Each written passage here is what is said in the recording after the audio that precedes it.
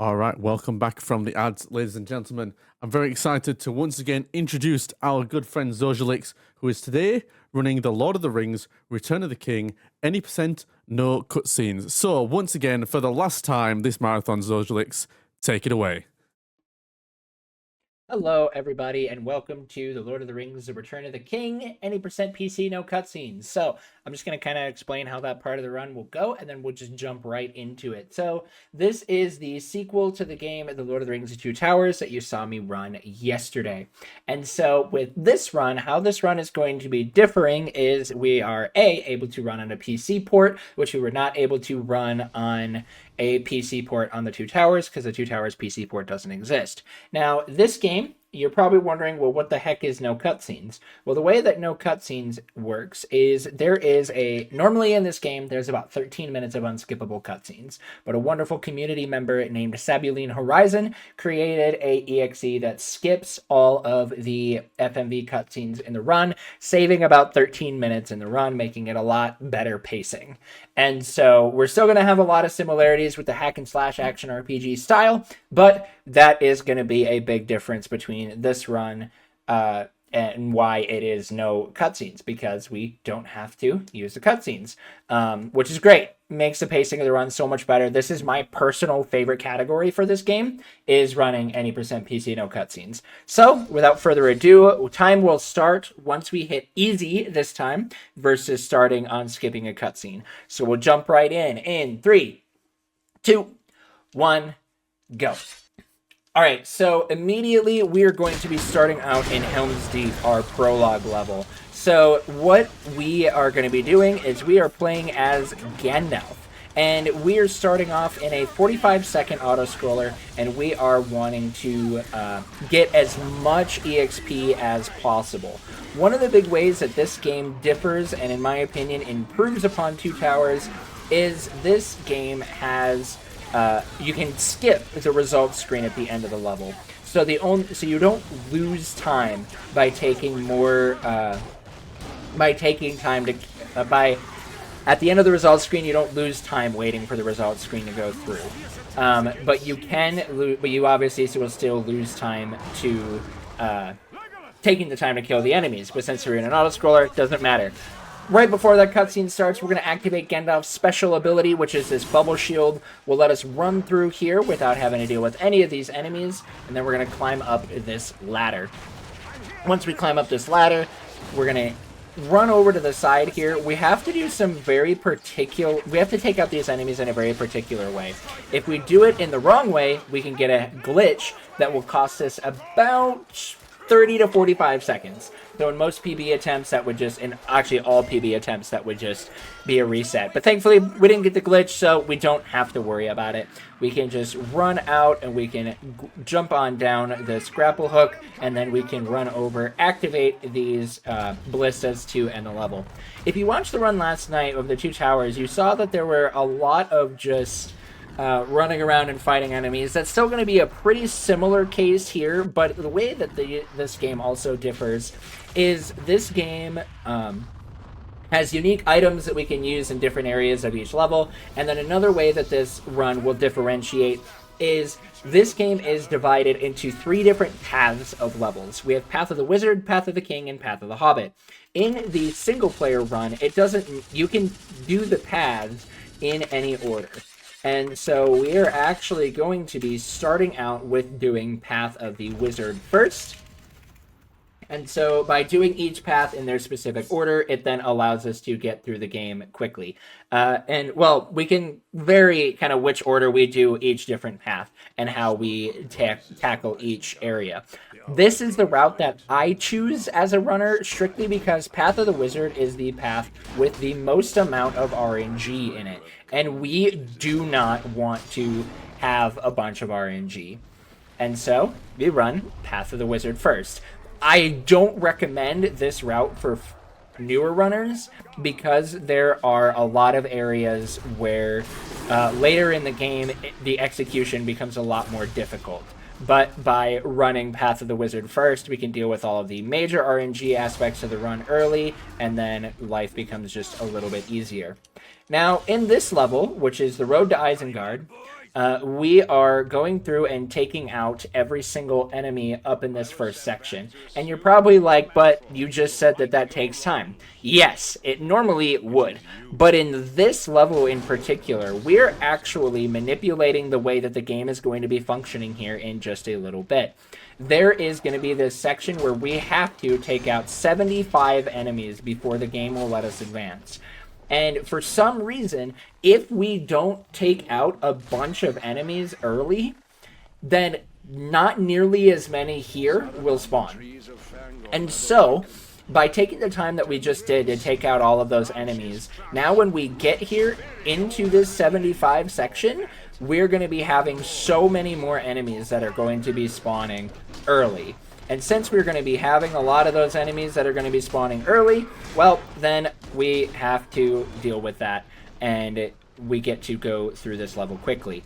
Now, while we are here, I hope y'all aren't too sensitive to screen shakes, because screen shakes are very much a problem, but in this level in particular. But we have these Ents that we have to deal with. The Ents here, they do not care about Gandalf being here. Gandalf is almost as bad as an orc.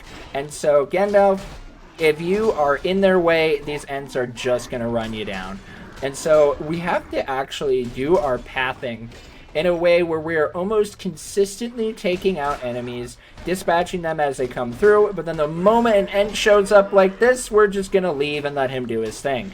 Because he will take out enemies a lot quicker than we will, because he is a giant walking tree.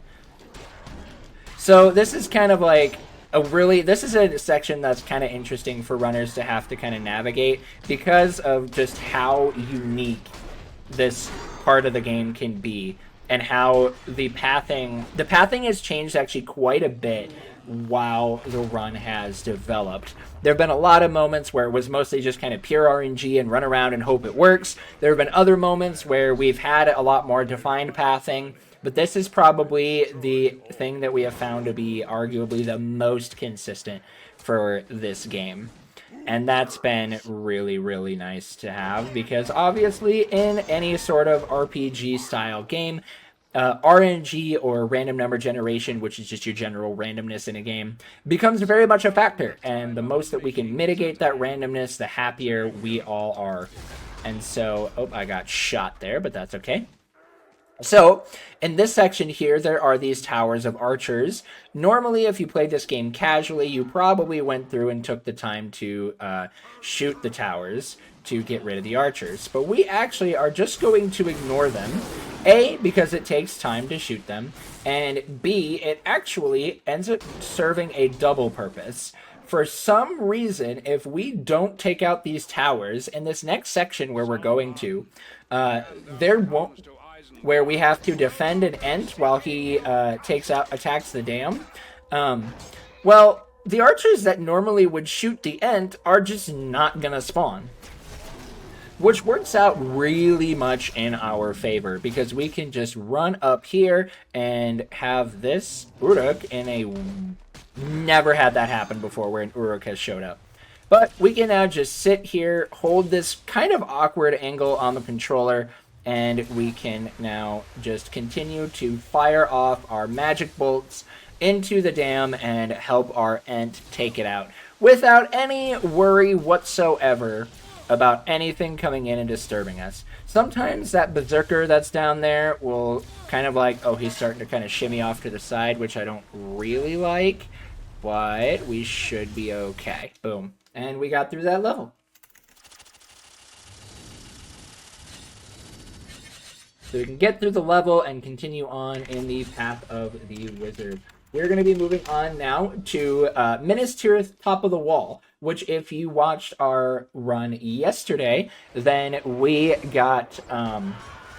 we had our fun level where we ran around and kicked down ladders for about 8 minutes. Well, apparently the developers of the game thought, hey, this is such a great idea, we're going to do it again. But thankfully, in this version of it, we're only going to be running around and kicking down ladders for about 3.5 minutes.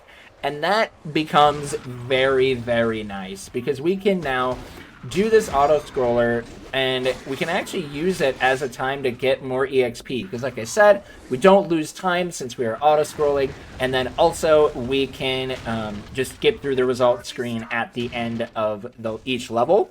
And so by skipping through those result screens, then nothing that we have to worry. We can just get the kills that we need, because by the end of this level, we are going to want to be level 5, because then we will be getting a specific upgrade that will be helping out Gandalf much, much later in the run once we get through the Path of the King, which is the next path that we will be going to afterwards, because that also has the next highest section of RNG.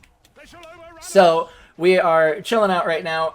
I know I haven't talked too much about the upgrades that we got after the first level, because there's so much to talk about. It can be really difficult to even like think through those things. So in this, the upgrades that we got so far is we got Gandalf's Bubble Shield upgrade, we got a ranged upgrade called Light of the Pilgrim, and then we have our main combo attack called Ore Cure. Ore Cure is just AAY. It's another speed attack, fierce attack combo like the Isildur Swift Terror from the run yesterday. Now, probably should not want to talk too much about how in case people weren't watching the run yesterday, which if you missed that run, you really should watch it. It was a grand old time. I had my first ever crash in a marathon run, so that was fun.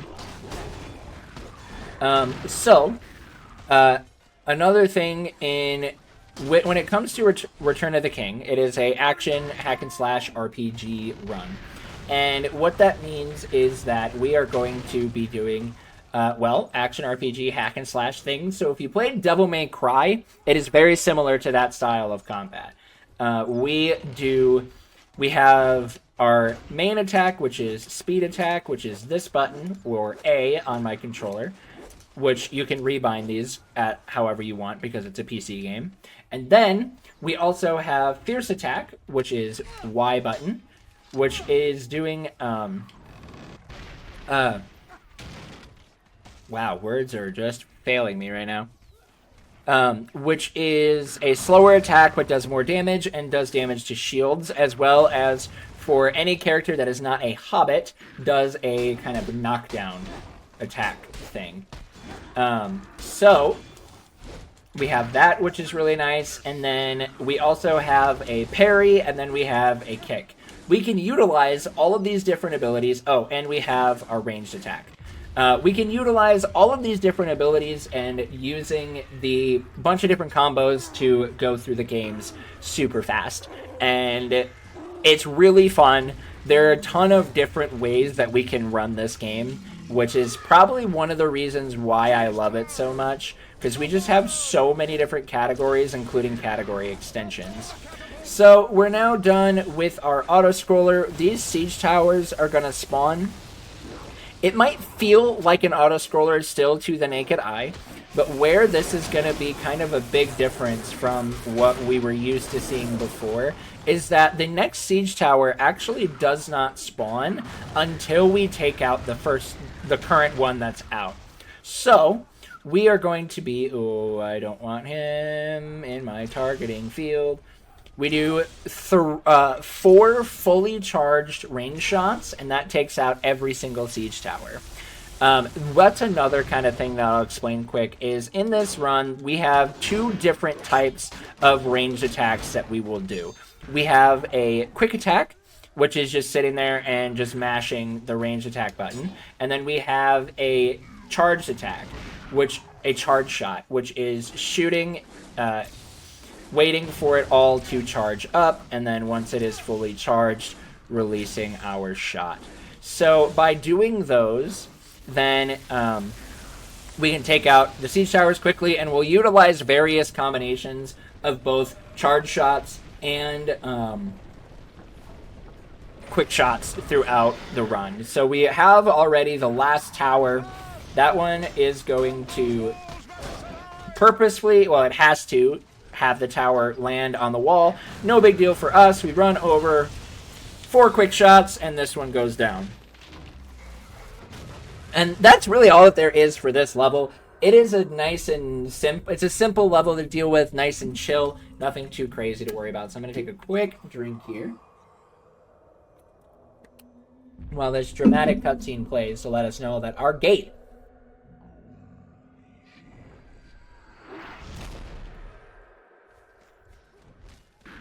So the next level that we are going to be going into is the next level is the sole reason why I run Path of the Wizard first, and that is Minas Tirith Courtyard. Minas Tirith Courtyard is every runner's nightmare of this game. It is a complete and utter RNG fest, and it is rough. We only just recently figured it out on console. I'm going to try the console strats and just see if they work on PC. But we'll see. I don't know.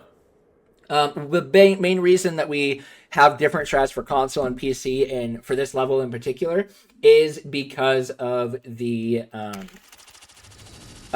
console lag that we have to deal with.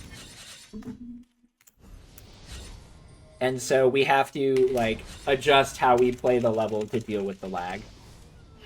But we can go into here and we can now enter Minas Tirith Courtyard. The way that this level is going to operate is there are 200 refugees that we have to save. And with those 200 refugees, they are going to be running into that little back gate area. And we have to play in a very specific way to make sure that we are getting through the level quickly and that we are paving the way for our refugees to get through. Because if we don't, well, then they're going to be they're going to have a much more difficult time getting through, and then the level is not going to go by as fast. So we're going to bubble attack here just to do everything that we can to take out these enemies quickly. And then for any enemy that gets past us, we'll use our magic attack. Now, we picked up a very key upgrade in this level, or at the end of the last level, called Light of the Forges. That is another ranged attack upgrade. And it is very important, not for this level, but for a different level that we will be playing on once we get through the Path of the King. But first, we do have to get through this level. Oh, we're going to deal with this shield boy here, just so that way he is out of the way. Probably have another wave of these guys, which is okay. So, another fun thing about the way that this level functions is the waves of enemies are actually mostly consistent in how they spawn. And so we have the first wave of enemies that spawns at 20, which is right away at the start of the level. And then we have another set of enemies that spawns right away at a different set of enemies that spawns at 40. Then we have a different set of enemies that will spawn at 60, which are those archers. Archers we don't worry about at all. And then we have a different set of wave that will spawn at 80, which is why I'm actually positioning myself over here, because this is going to be their spawn location. And then once we have them here, we'll have a different set of enemies that will spawn at 100. And then when we get to 150, things will get extra crazy. Oh, this is not great. I don't want that many enemies getting away from me. All right, we're fine.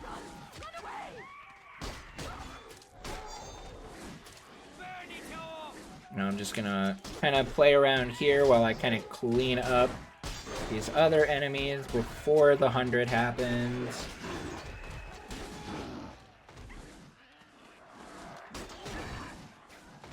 Go, there's 100, and now we have these guys spawning. And we also get to introduce our first captain. Captains are enemies that have a health bar, as well as some of them have armor that we have to take care of. And whenever they have armor, that means we have to break their armor with a fierce attack before we can actually do damage to them. And so we're actually going to be playing around how they will play. The biggest thing actually is if we can, we actually kind of want to try and avoid attacking them, because they actually, unless they are aggravated, will only aggro onto Gandalf. And so if we can actually maintain our distance from them, then we won't have to worry about them too much.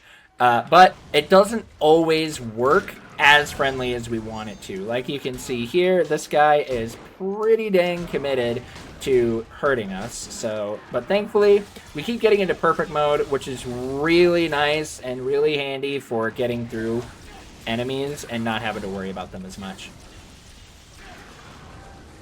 Now we should be getting to 135 here soon, which is where we'll get another funky wave, and this is going to kind of pair with another wave from the other group.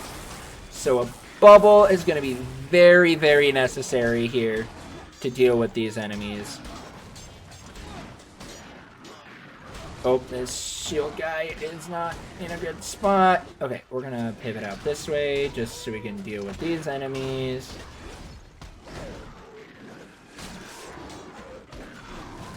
So, yeah, in this level, you deal with more, it's more than just simply, like, fighting a bunch of enemies. We're trying to crowd control, move around the level in specific ways, so that way we are keeping the enemies contained all as best as possible.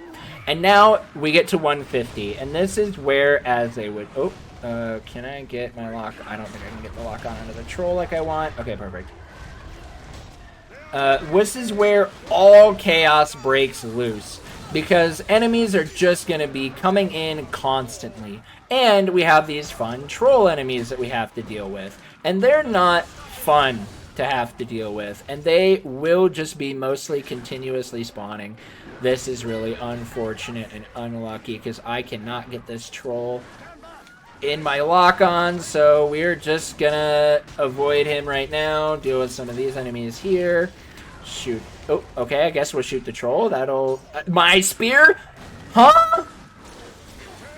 Well, that's never happened before. Okay.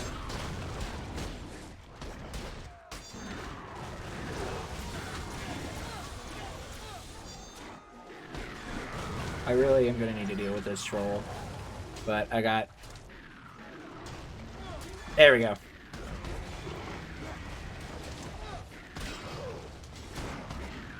I'm going to hit him. So what we're going to be doing is actually just kind of running back and forth between that back gate where the enemies are, where the refugees are trying to run, as well as this spawn gate where you can see now this troll just spawned. Because that's kind of like the way that we want to be dealing with enemies. They're going to be the main ones that are going to be problems. There are going to be enemies and refugees spawning from other locations, but for the most part, they're going to be spawning and trying to get through in these two locations. So once we do that, that's going to be the... so as long as we play around these two main areas, we should be mostly okay. Now, we did have a little bit of unfortunate luck early on in this 150, but we're kind of cleaning it up not horribly. As long as I don't keep getting shot. But one of the reasons, the biggest reason why I don't recommend new runners do this route of Courtyard first is because early on, you'll be purchasing like health upgrades and things like that. And so if you aren't doing the health upgrades, then you're at very high risk of dying. But if you're getting the health upgrades, you're not. But when you do this route that I do, you actually don't have the opportunities to get the health upgrades that you want. And so you end up putting yourself in a much higher risk of dying, which is really unfortunate, but it is also just kind of the case when it comes to this run.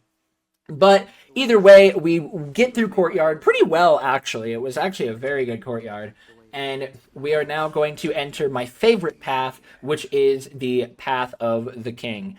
Path of the King, we are going to be playing as Legolas. Legolas is the fastest character for a multitude of reasons. His running speed actually isn't the fastest, but other than Gimli, his melee attacks are actually stronger early on in the run versus like higher level. Aragorn's melee will be stronger, but later on Legolas's ends up being stronger. But what we do have access to is Legolas has the fastest draw speed for his arrows, and of course I missed a shot. But I think that actually worked out to be pretty dang good there. And for most fights, we're just going to be using Legolas's bow because it is very, very powerful. Any charge shot with any ranged attack will just instantly kill enemies. And so when you play as Legolas, it's always nice to be able to just use your charge shots to deal with enemies very, very quickly. And so that's the biggest reason why Legolas is the best character to play as in any percent.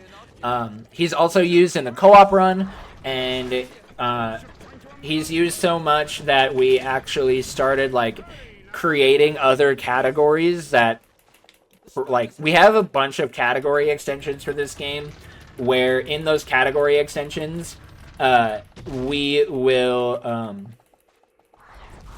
we like restrict the use of certain characters, or we allow the use of other characters. And so it makes for kind of just some fun, weird dynamics for this game. And it's something that I think has been what honestly makes this a more accessible speed game than the Two Towers. Because while the Two Towers is a faster game, always has been, just because it's a shorter game, so it's faster.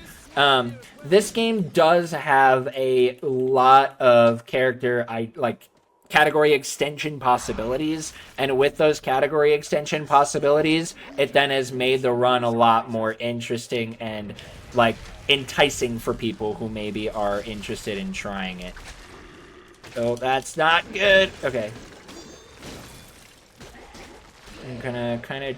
Oh boy, we are in... This fight is one that just has not been going my way, and I don't really... Oh my gosh. Okay. Improv there worked out. A little scuffed fight, but it's okay. Now we have Ghost Captains. Ghost Captains work just like any other captain. The main difference for them is that they do not have armor that we have to take out. Every other captain that we deal with does. Ghost Captains do not. So, Ghost Captains are a lot easier to deal with because all we have to do with a Ghost Captain is just do 2 charge shots and a quick shot, and the Ghost Captain is dead. So now we're just going to run over here, open up this wheel, and then we're going to get into the biggest and probably most difficult fight in this level, which is the 35 fight. We have to take out 35 ghosts, and the reason why that fight is so difficult is because it is actually very RNG dependent. Because we are using Legolas, arrows become a very big factor for how Legolas functions, and you only have 30 ranged attacks before you have to pick up a drop, or you only have 30 ammunition, whatever that may be, whether it's magic bullets, throwing daggers for the hobbits, or arrows for Aragorn and Legolas and Faramir. But for this fight, what we are actually going to be doing is I'm positioning myself very specifically here, so that way I can just stand here and shoot these enemies. Now, thankfully, we got an arrow drop, and I'm actually even going to spin over here and take another one, just in case moments like that happen, where sometimes you get a little trigger happy and you don't fire off your shots early enough, or you're too early. And when it doesn't matter, like, there's no, like, damage scaling with how much you pull your arrows back. If you don't pull it all the way back, it's going to do the same amount of damage as if you just never pulled it back at all.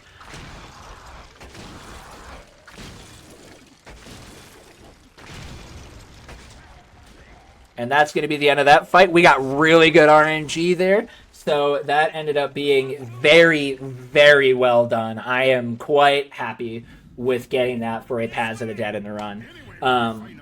That level can go really, really poorly, but thankfully it actually went really well. And that is also my favorite level in the entire run completed. So now we're going to move on to King of the Dead. King of the Dead is a very difficult level to execute well. We're going to be starting off with fighting the King of the Dead, and in order to do that, we have to do a very, very tough strat. So I'm going to be mostly locked in while I'm doing this. But what we have to do is we have to use combinations of charge attacks and quick attacks, or quick shots. Charge shots and quick shots to take him out quickly.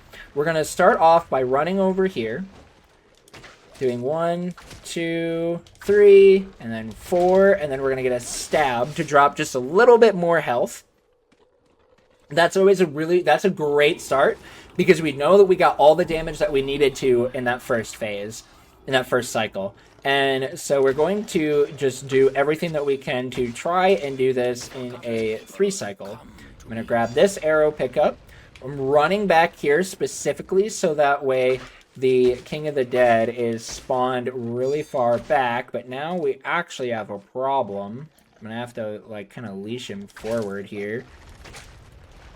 I've never had that happen where he just decides to chill, which doesn't end up being a big deal. I just had to make sure that I pulled him forward so that way I was able to get that 4th shot, because the 4th shot, when you go for it, is when the King of the Dead is trying to like fall back into the ground.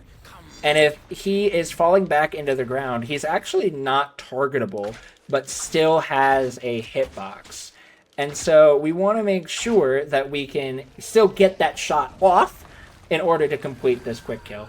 And we're actually doing really good. We've hit this here, and now as we go into this 3rd cycle, he's going to come up here, do his little Wind to the Mountain attack where he throws his wind attacks out, and we can just spam charge shots at this point and hopefully finish him off. So it should just be 1, 2, 3, 4, and that's the King of the Dead.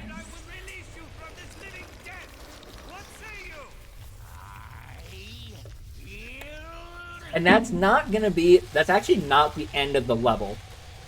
There is still one other section of this level, but that's just the end of that fight. So,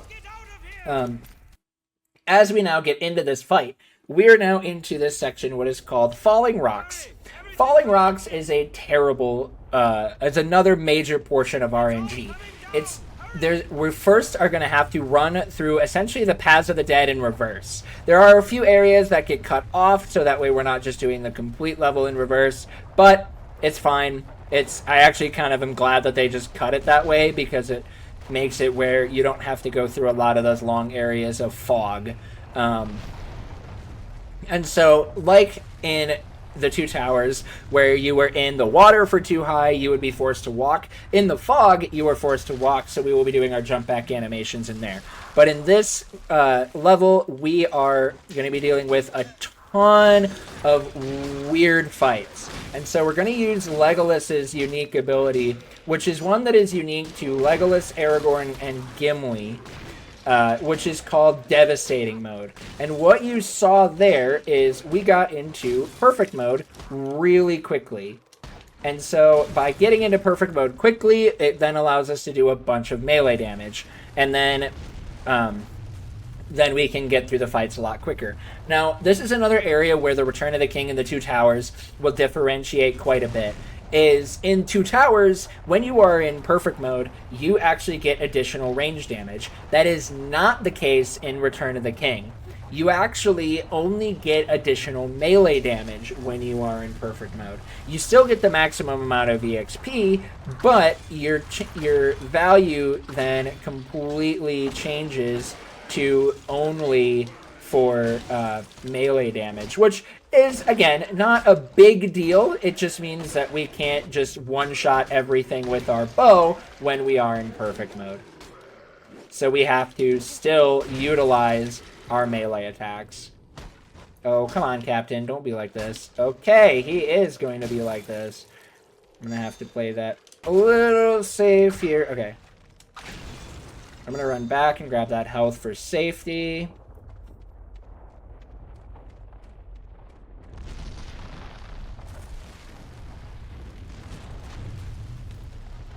Now we're going to go into the last fight.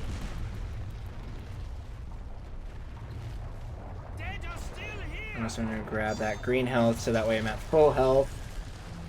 We're going to have this big mob of enemies that are going to spawn. And the fight's going to begin.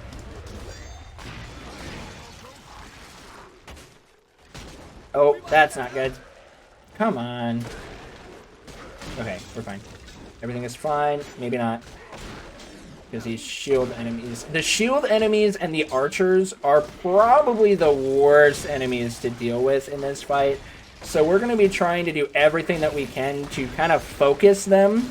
So that way we don't have to worry about them as part of like the lighter areas of the fight. And thankfully, we actually got pretty dang good luck in this fight.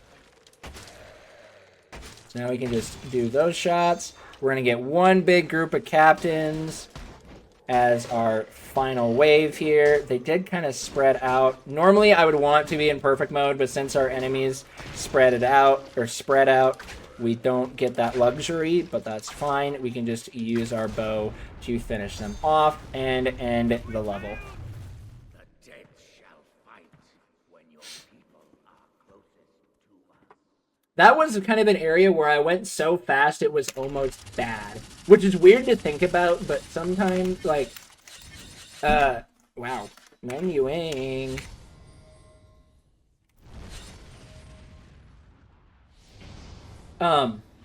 But in that fight, you want to go and, like, when those 3 captains spawn, you would want to have your devastating mode back. But since we dealt with that first fight so quickly, we didn't have that devastating mode, and then all the enemies spread out, making us get really unlucky. And we also got kind of unlucky in a few other areas in those fights. We must get beyond this outer gate. And now we're into the southern gate. The southern gate is a not so fun level. I'm not the biggest fan of it, but in the speedrun. Casually, this was my favorite level, and it still is super fun casually because there's just swarms of enemies that we have to deal with. But in the context of the speedrun, we don't get that same level of fun luxury because these mobs of enemies just more become annoying than anything else. But we're going to start off by running over and using the catapult on our own structure because we have to get up to the top to open the gate. And so we're gonna make ourselves a bridge with the rubble from our gate tower there, and then we're gonna start heading over to heading up there so that way we can get the gate opened. And you would probably think, well, aren't these a bunch of enemies you wouldn't want joining you in the other battle? Nah, it's fine. We're going to climb up this ladder, activate our devastating mode so that way we are in perfect mode to deal with enemies here, and then we can just do a few attacks here, take out these 3 guys so that way they aren't here later. And then we're just going to now spam our arrow shots. My other friends aren't here, which is not great, but they should spawn in the... Oh, there they are! They just teleported up here! Alright, what's up, guys? Ouch. I've never had them not be up there, so that was really weird, but also really funny to have them just teleport and show up. So, now we're going to, okay, get weird targeting there, which is not great. And now we're going to have a bunch of enemies that are kind of a little too invested in me, and I don't really appreciate that. Oh my gosh, Aragorn, please. See, this is the RNG of this level that can be really obnoxious, because these enemies are swinging at you while you're trying to take out the Oliphant, and it doesn't always go the way you want it to. And now we're going to open the gate, so I'm going to come here, hit this. Take a little too much damage than I would like. I'm going to hope and pray I can get a health drop. And we're not going to get a health drop, because this game is going to be a little mean.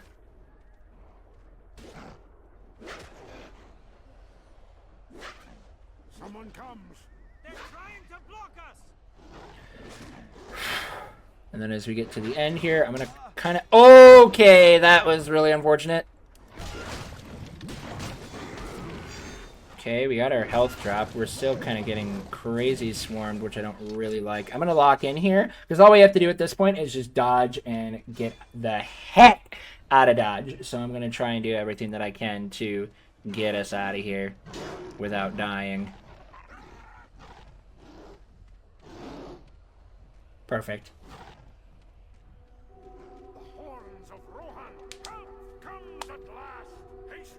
Alright. Now we are the heck out of this level, which is nice and safe. We're going to hit level 5 here. Pick up Legolas's final bow upgrade, and then we're going to go into Pelennor Fields, which is the last level of like major RNG that we're going to be dealing with. We're going to be starting off with having to take out 60 enemies here, which is the big RNG factor, because the best way to deal with them is with your bow and arrow. But enemies, there's another, it basically is another big like mob level. And so we want to, that's one of the areas where that level can be bad, is when the Easterling captains show up.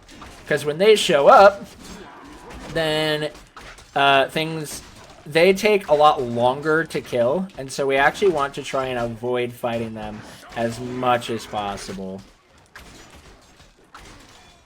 So we're just going to keep firing off shots, hopefully getting an arrow drop here soon. Beautiful.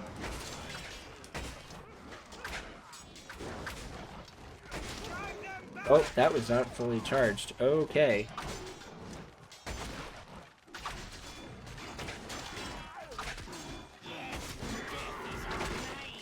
And we have... So, the RNG in this level has killed many of my runs, actually. And so this is again the reason why I moved Path of the King to be this far, to be this early in the run, because of just the RNG in this level, as well as the RNG in the next level that we will be dealing with.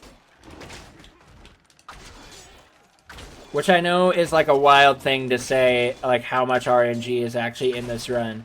But overall, I mean, even with all of the RNG things that I talk about and sometimes will complain about, this run is actually, aside from Courtyard, this run is actually a lot more consistent than it would seem. There's just a ton of like mini RNG that if you get a combination of all of the mini RNGs going bad, then it does end up showing up to be a lot more time loss. Like something like that, where I'm just missing shot after shot after shot, and it ends up just being an unfortunate situation. And we got a good arrow drop there. The Mummakil destroy everything in their path. Stop them before they reach Spyran and Merry. Help them! And now we have to go take out those Oliphants that we oh so loved before. But these ones aren't nearly as bad, because once we're up here, we don't get swarmed nearly as bad. So we can just do 4 shots while the Oliphant's off screen, and then we can just start sprinting over to the other side. After we defeat this Oliphant, we're going to be having the Witch King spawn. When the Witch King spawns, we are going to try and do a Witch King 1 cycle. And it's... when you first start running this game, it's going to appear to be a lot harder than what it actually is. And I'll try and explain it while we're doing it, as well as before we do it. But what we have to do is first not get absolutely destroyed by everything here. The Witch King is going to go, and they're going to attack Eowyn and Merry. Not like this. There's going to be one other attack that they're going to do. When they do, we are going to wait for the Witch King to do their attack, and then once they do their attack, we want to just start doing a bunch of charge shots. If we mistime it, then that could be very, very bad, and the Witch King can disappear on us. If the Witch King disappears, then we have to take out another Oliphant. 3 and 4, and just for safety, we're going to throw out a 5th one, and that's going to be the Witch King 1 cycle. Which... if you fail the Witch King 1 cycle, you're losing like a minute to a minute and a half. So you have to take out more Oliphants. But with each failed Witch King cycle, you could have 1 Oliphant that spawns, you could have 2, you could have 3 before the Witch King comes again. And so that's where you want to make sure that you get that 1 cycle, because you don't know what the RNG of that is going to look like. And for a long time, actually, I thought that the Witch King 1 cycle was complete RNG. until I was doing a ton of experimentation with it, to which then I learned that it's not RNG, you just have to wait for that attack cycle. If the Witch King has taken damage and then they go to do their attack animation, then what ends up happening is the Witch King chooses to leave rather than actually being there for the attack. And now we're going to select our good boy Gandalf here, and we are then going to go into the Black Gate. The Black Gate is another level that has a ton of RNG, and it's the last kind of major RNG level of the run. We're going to be starting off here with fighting the Mouth of Sauron. And the Mouth of Sauron, he's kind of a nerd. We're just going to go and we're going to spam our Ore Cure, and we are just going to keep him stun locked, because that's exactly what we would be expecting right now, is for him to be completely stun locked with the most basic combo in the game. So he's going to get stun locked and die. And then that moves us into now this section where enemies are going to clip through the Black Gate as it's opening, but we have to fight. It's going to be a constant stream of enemies that we're going to be fighting. And so what's going to happen is we are going to we have to take out 6 Orc and Uruk-hai captains, and I'll kind of point out the Orc captains when they show up, because they're a different brand of captain than the Uruk-hai captains. Oh, great! That Orc body blocked that archer. And so we're going to be doing everything that we can, utilizing all of our different abilities, bubbles, magic, and our Ore Cure combo to wipe out enemies quickly, because the faster we actually wipe out enemies, then the faster the captains spawn. And the faster the captains spawn, then the faster we get through the level. So here's our first captain. We're in perfect mode, which is really, really nice. So then we can take out his armor, do one quick Ore Cure, get shot out of the Ore Cure because archers are bullies, and then... but we can still take out that captain quickly, no biggie cheese. Oh, come on. But this is the level why we got Light of the Forges, and it's not going to become really relevant until the end of the level, but the fire is going to help us so that way Gandalf's range attack will actually be really strong even at its quick attack form. Whereas most other ranged attacks aren't strong unless you are doing a full charge attack. And so it's nice to be able to then use the quick shots. But the thing with Gandalf's quick shots that we also have to be aware of is the fact that we don't want to run out of ammunition. Ammunition management is such a key factor in this. And so it's very important that we are keeping as good of tabs on our ammo as possible. And yes, I know I'm saying that as I'm spamming a bunch of attacks, but we're early enough in the level that we don't have to worry too much, because we will be getting the drops that we need when we need them. I say that as I'm just not able to get a drop. There we go. There's a drop. Take that guy out, and then we're going to now just run around, kind of do some cleanup, because there's going to be a bit of a break here in the waves before we get to our next one. So you also just noticed up in the top, all of our party members have their health bars. If any of our party members die, we will fail the level. So it's more than just having to take out these enemies. We also have to manage our party members' health bars. So it ends up becoming a little... that's where the difficulty of this level comes in. Because we obviously want to take out enemies quickly. But sometimes we have to pivot out from taking out enemies quickly to then keep our party members alive. And if they do drop health, we can actually heal them just by... standing next to them.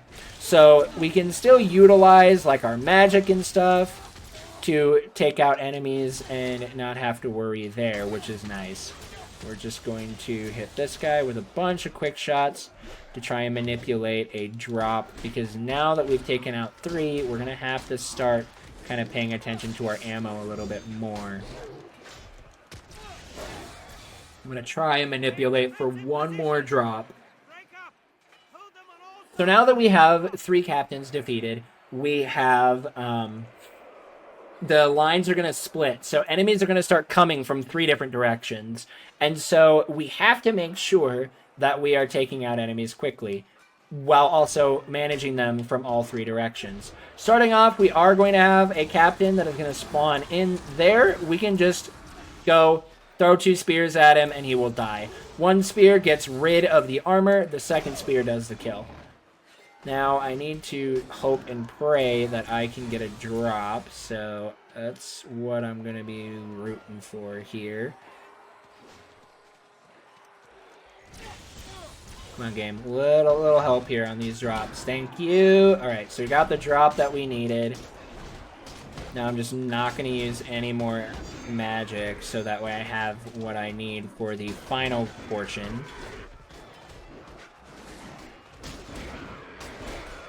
And take these guys out, because Chad will be coming here any second now. There they are. So we have our final captains are coming in. One of them, his name is Chad. We don't like Chad because Chad is not a real captain that affects the total. He is just there. And it's really obnoxious because since we didn't kill him in this portion, he's actually going to show up in this next fight with these ring wraiths, which is what we don't really like, because he can be really annoying. Thankfully, our party members have all of their health, so I'm not worried about like our party members dying too much. Chad is just going to be, you know, running right towards me, immediately wanting to fight. But this is why arrow management is so important, because we have to spam arrow shots to take out the ring wraiths. And this is why Light of the Forges is such a necessary ability. If you don't have it, it becomes a lot more difficult to manage this fight. And that's where in like the no upgrades run, where we can't use upgrades, we have to do a completely different strategy in order to get through that level quickly. But we've now finished the Black Gate, and we now get to move on and from the Path of the King and go on to the Path of the Hobbit, where we're going to actually just pivot back to the end of the previous movie with the 2 towers, and we have now Frodo and Sam as they are escaping from Osgiliath. And this is the worst level in the Path of the Hobbit, in my opinion. A lot of people don't like the next level, but we'll explain that when we get to it. But this level, we just don't like it because there's a ton of little areas that this level can go horribly wrong. There are 2 main rooms that we'll be looking at, and I'll kind of talk about them as we get to them. But for the majority of this level, we're actually just going to be going and running around and just trying to avoid enemies. We are going to purposely kill enough enemies to where we get 1,000 EXP, because at the end of every level, we actually get a EXP bonus depending on what rating we get. And what we want for this level is we want a good rating, so that way we get the 2,000 EXP to bump us from level 1 to level 2. Because being level 2 in the next level for Shelob's Lair is massive, because we actually won't have Orcure until we hit level 2. That's another thing that I haven't explained, because there's a lot that goes on in this run so fast. There are 2 different types of upgrades that we can purchase when we are purchasing upgrades for each individual character. We have upgrades that we can buy for the individual characters, and then there is another style of upgrades to get that are called fellowship upgrades. And a fellowship upgrade, this is the first room of misery, and we're good. Actually, I'm not being too bad.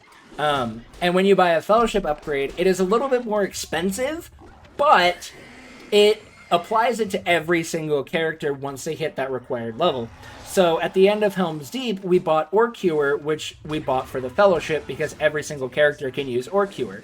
And so by purchasing that, then every single character has it available to be used, and then we can then utilize it throughout the entire level, making it much, much more... making it a lot easier. We only have to purchase it once, and we don't have to purchase it 1,000 times. I forget actually like how much explaining goes into this run. So, with this level, you noticed now it just disappeared, but in the top right corner was this meter that was filling. Anytime that we are on a roof and exposed, so we're not like under like a shade or a ceiling or something, there's going to be this ring wraith meter that is going to fill up. If that meter fully fills, we will fail the level. And most of the time, well, actually, for this run, it's not going to be a big deal because we're speedrunners and we could just go through it really, really quickly. Other times, it does become, if like casually, I didn't realize that that's kind of like what the issue was, and so there were a lot of times where I failed this level as a kid because I'd be spending too much time like fighting enemies, and that meter would fill up. But since we do mostly just avoid the enemies, wow, that guy really just did the one attack that would actually hit me. Then it's not a big deal. It's going to look a lot scarier than it actually will be. And shout out to that guy. I hope he gets unstuck. I'm going to juke around this arrow. Juke again. Those attacks are going to come through. No big deal. And now we're going down our final descent of ladders before we get into the last and worst area of the level, which is the sewer. The sewer is the worst area because we have to go and open a gate, but the entire time we're going to have a bunch of enemies that are going to be attacking us, including an orc captain. And so we want to try and do everything that we can to obviously not get hit. So I might play it a little bit safe since I'm no longer on PB pace. I might just play it safe. Actually, nah, we'll be fine. We will be fine. We have enough health. I'm not too worried about that. And there's health drops all over this place. Run, juke this guy, and juke this guy. Okay, he's going to charge at us with his hammer attack. It's going to hit us. Get knocked down, step back up, hit that. And wow! Oh my days, that was incredible. That was incredible.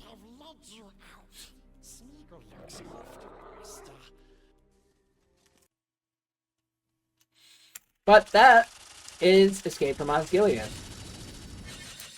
We hit level 2, which is great, because now we get access to Orcure, and we can then go into the next level, which is Shelob's Lair. I am going to give this warning if you do not like spiders. This is an arachnophobia warning. This level is covered in giant spiders, so I will let you know when you can look back. Excuse me. But this level in Shelob's Lair, there are these spiders that are very, very annoying to deal with. We don't like them. They're not fun. So we have to take some very specific pathing to try and avoid them. They also can do a ton of damage, so a lot of runners will actually opt to do Path of the Hobbit first, which I totally understand, because this is the level where you have a pretty decent-sized risk of dying, especially if you are playing on console. Then it's not great. Oop. Okay, so we're gonna juke these guys. I can't sneak by that. There he is. Let's get him. Do some very specific pathing there, because that and those enemies' paths are a lot more consistent. So that works out nice.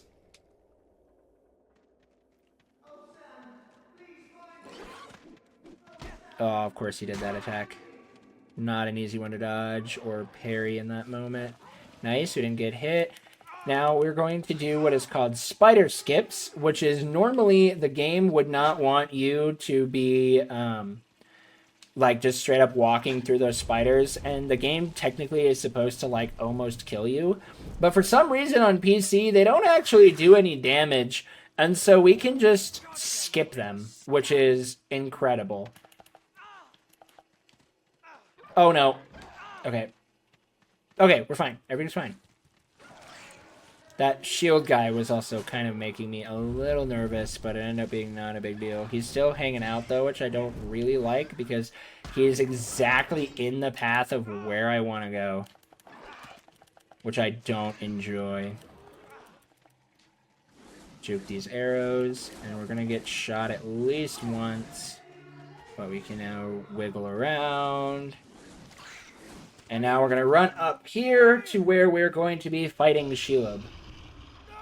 This fight is also another reason why a lot of runners will opt to do Path of the Hobbit first. But to fight Shelob, we are going to start off by doing a couple air hits into an Orc Ewer, and that's so that way we make sure that Shelob does not get aggroed until we do the maximum amount of damage possible and hit her with the Orc Ewer. So we're going to finish this phase. We're going to stab Shelob in the eye. She's going to run up onto the wall. Normally, playing this game casually, you would have to kill all of these baby spiders in order to get Shelob down. But in the speedrun, it was discovered long before I started running this game that if you just hit Shelob with your ranged attack, it will force her to come down.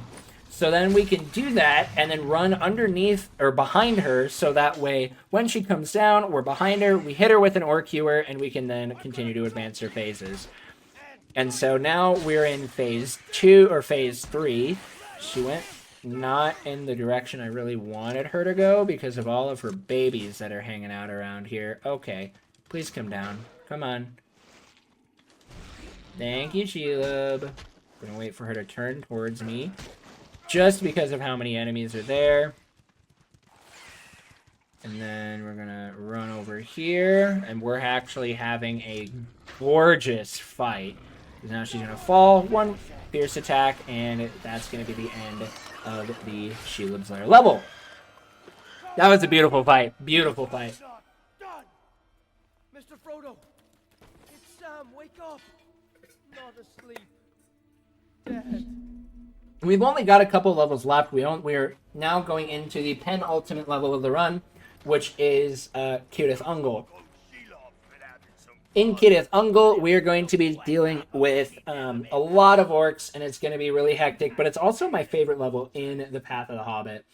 It is a super fun level, and it is really, really cool when you're able to, like, it's one that feels really good when it goes well.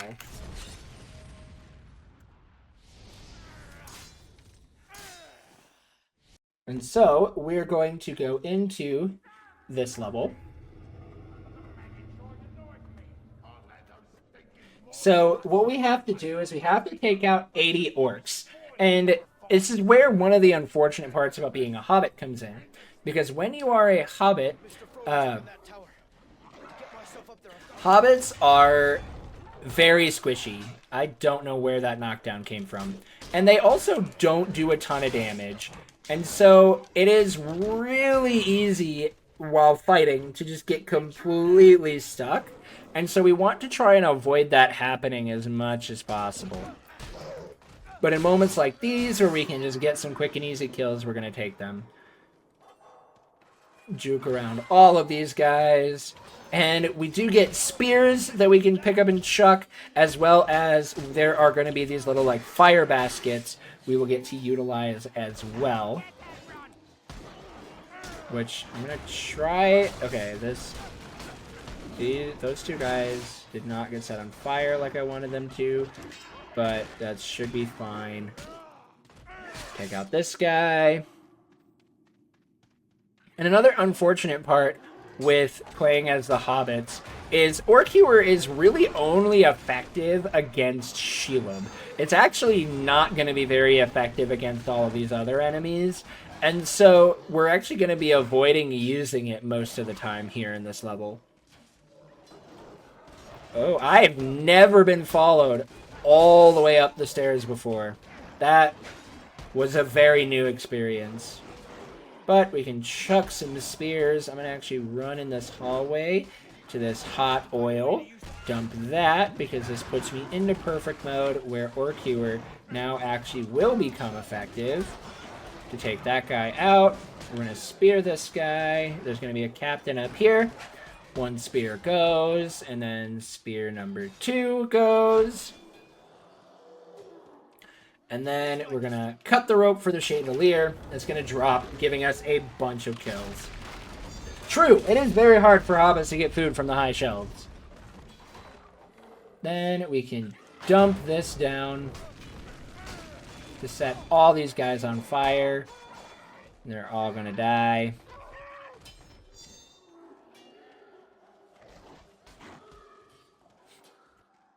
I'm at 64 right now, which I think is a good number, so I should be okay to just blitz to the end. Okay, that guy cut the angle like a smart person. Like a gamer!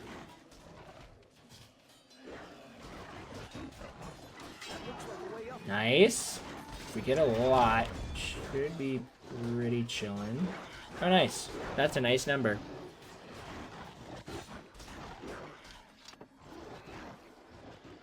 Come on, Samwise. Going to have to Climb find up a the way ladder. And then if we push this barrel down, I don't think that'll give us all of them, but it should be pretty day. Okay. Wow, I could not have cut that closer. We're getting clobbered. Pull out. All right, well, now I know. 69 orcs is climbing up the ladder is the absolute bare minimum of orcs that you can have. Distract them with this. Bury him. This captain is completely irrelevant.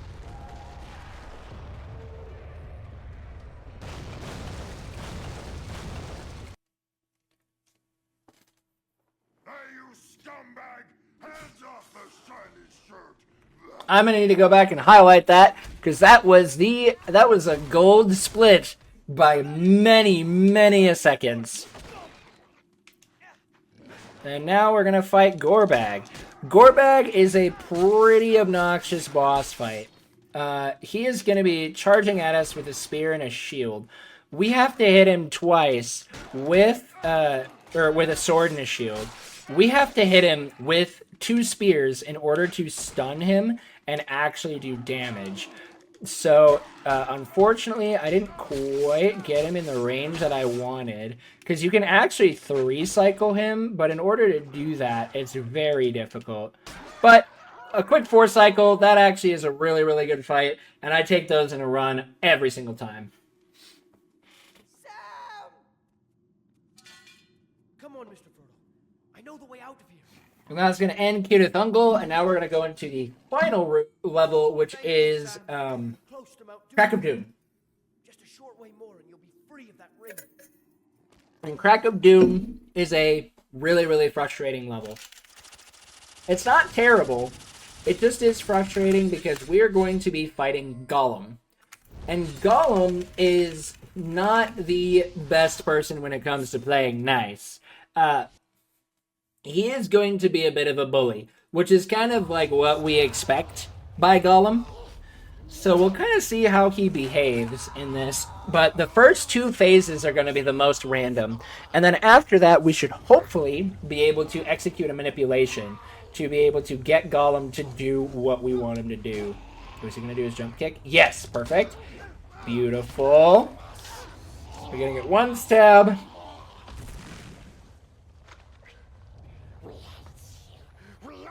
And then we have this fun little cutscene.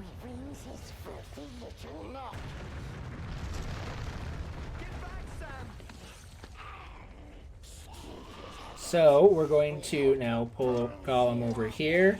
He's going to jump again. We juke him. And those are the 2 phases that are the most troublesome. So now we actually will get to execute a manipulation on a Gollum. So what's going to happen is I'm going to run over here to be over by this bridge. Gollum is going to manipulate Gollum to spawn on the other side. Once he growls, we start moving. Gollum will jump. We're going to hit him once. Then he's going to charge us. And then he's going to do his jump attack. So all we'll have to do then is hopefully rinse and repeat this and everything will go good. Sometimes the manipulation will fail. And then it will be a very rough time for us. Sometimes the manipulation doesn't fail. And when it doesn't fail, we celebrate. When it does fail, we cry. You're weakening, aren't you? And we're gonna, oh, come on. And sometimes the stab just doesn't work. So we only have 2 more cycles of this before the run is going to be over. So for Spyran, I'm going to say it, get ready on time, because this is going to be hopefully 2 very, very quick cycles if all goes according to This plan. time nobody wins. He's going to yeet himself. Do a stab there. This time it's over. And time will come up once we get the cutscene to start.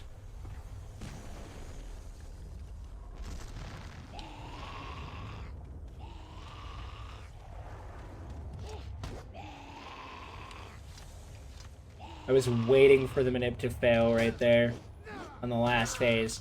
And time.